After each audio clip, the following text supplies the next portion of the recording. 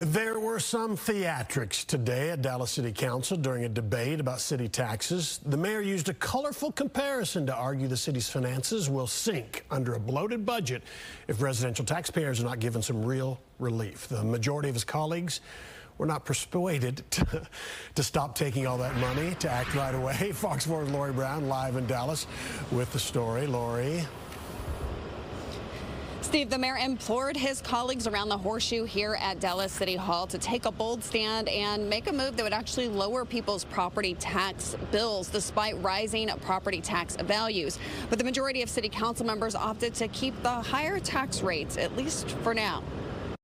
Dallas Mayor Eric Johnson took dramatic liberties to put a discussion about taxes in a different light, comparing the city of Dallas to the Titanic. This is us. We're at the city of Dallas, and we're floating along.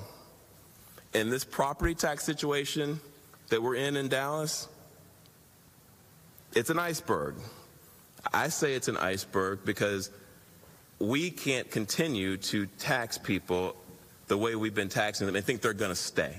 In line with the mayor's concern, Councilwoman Kara Mendelson called out what she says is the city's game of lowering the city's tax rate, only for people to still get sticker shock in the mail from soaring property values. As each of you ran for election just 3 months ago, I believe every returning member touted that you had reduced taxes, but you didn't.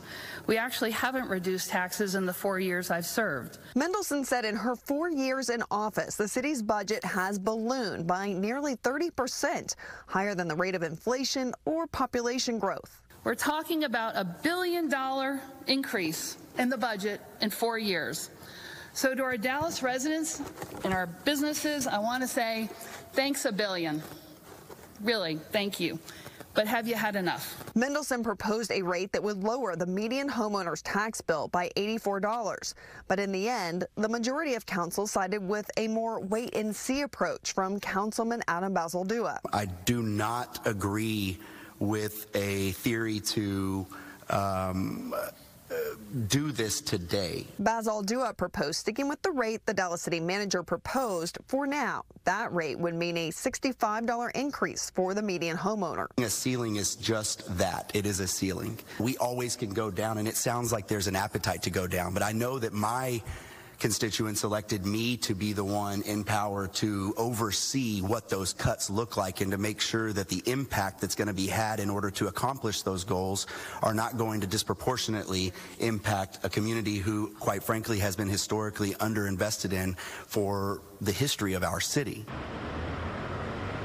Mendelson's proposed rate, also known as the no new revenue rate, would require city council members to find $108 million from the city manager's proposed budget to cut. It is something that can still happen. The vote on the budget is still weeks away on September 20th. Steve.